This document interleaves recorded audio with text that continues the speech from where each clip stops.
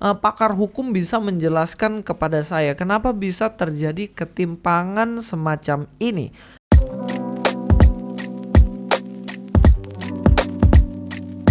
Assalamualaikum, selamat datang kembali di channel ini. Kali ini kita akan membahas kembali tentang masalah yang dihadapi oleh Pak Yahya Walloni, Pak Muhammad KC.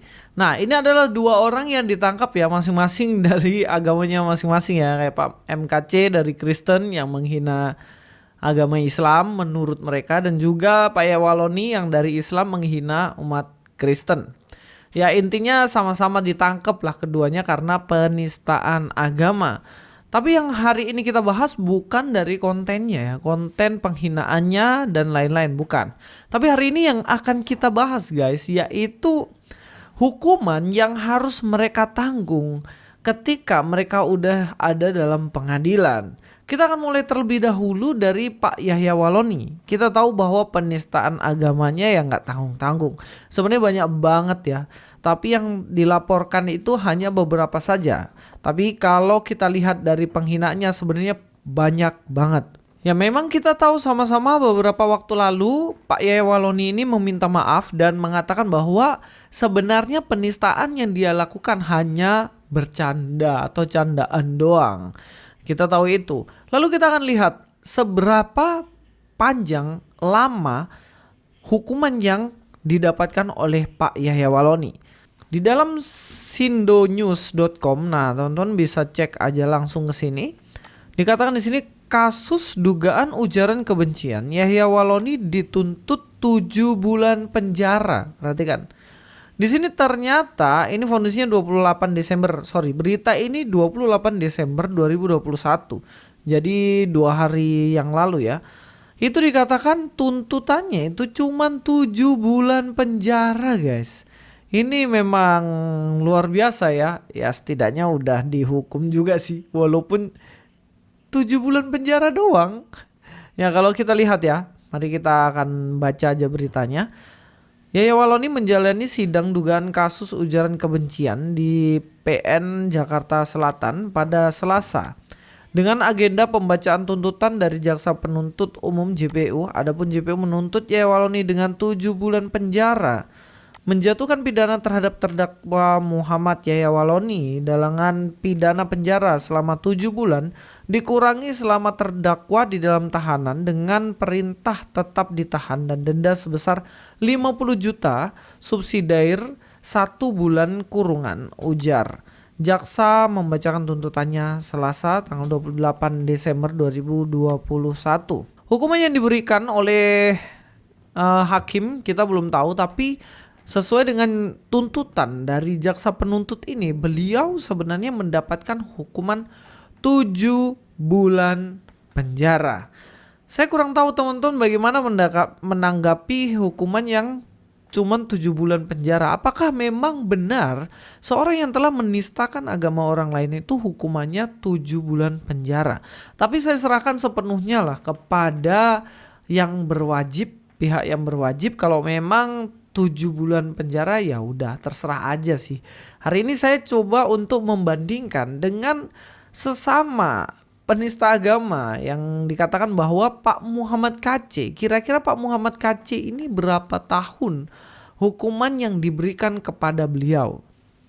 Nah, kalau dalam berita ini pelaku ujaran kebencian terancam 6 tahun penjara serta denda maksimal 1 miliar. Nah, 6 tahun penjara guys.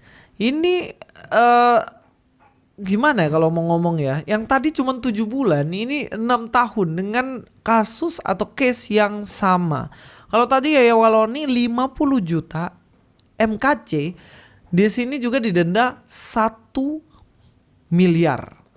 Perbandingan yang jauh banget ya. Yang mana case yang sama, kasus yang sama dengan hukuman yang berbeda. Kalau Pak Yahya Walloni 6 bulan, Pak MKC 7 bulan, kalau Pak MKC ternyata 6 tahun. Kalau denda 50 juta, di sini Pak MKC 1 miliar. Dan saya nggak tahu sebenarnya perbedaan, kenapa bisa beda kayak gini gitu loh. Kasusnya sama, hukumannya kok berbeda. Dalam berita CNN juga dikatakan Muhammad KC dijerat pasal berlapis terancam 6 tahun bui. Perhatikan ya.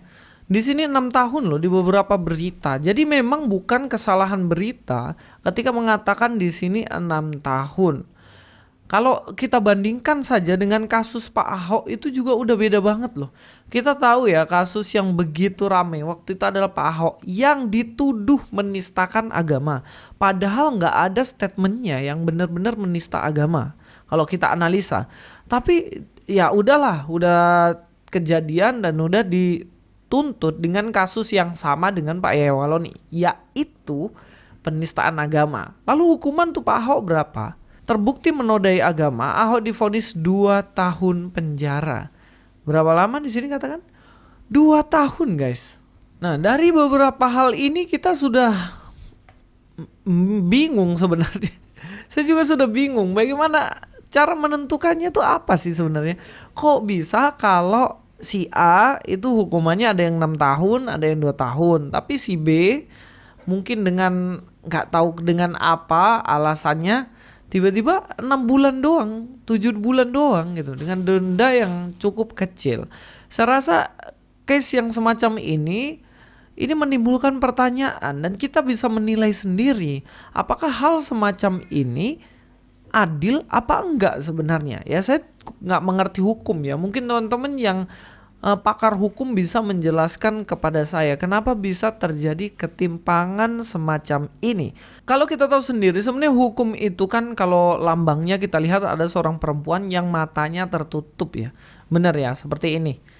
Nah ini memiliki simbol atau lambang. Setiap pranata sosial pada umumnya memiliki simbol atau lambang-lambang yang terwujud dalam bentuk tulisan gambar memiliki makna dan menggambarkan tujuan serta fungsi pranata yang bersangkutan. Nah ini ada perempuan ditutup matanya.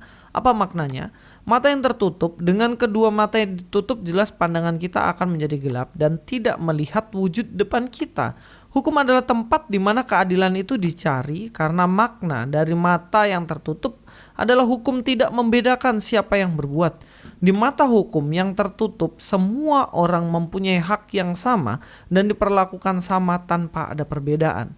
Dan memang ini lambang yang harus dijunjung tinggi dalam hukum harusnya.